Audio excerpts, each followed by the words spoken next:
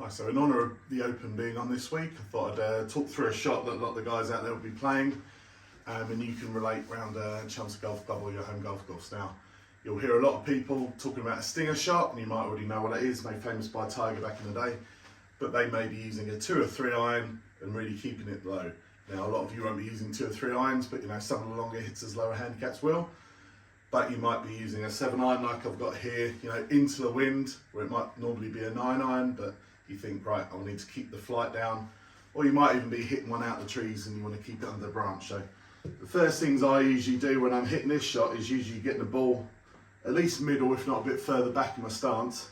Maybe my weight shifted a little forward, because all we're essentially trying to do is knock loft and spin off the shot. So first, by getting the handle moving forward, I can decrease the loft of the club.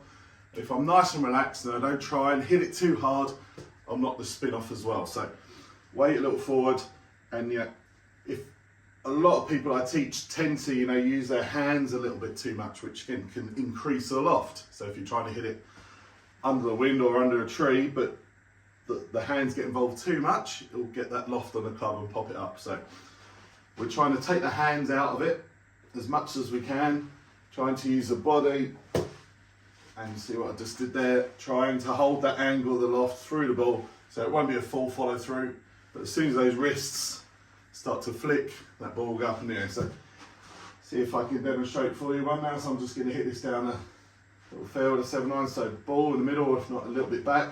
Might even get my stance a little bit open as well, and just really kind of dead arm, just punch it forward. You get that nice low piercing little draw, which will be absolutely fine, under the wind, under trees, off the tee if you're a big hitter.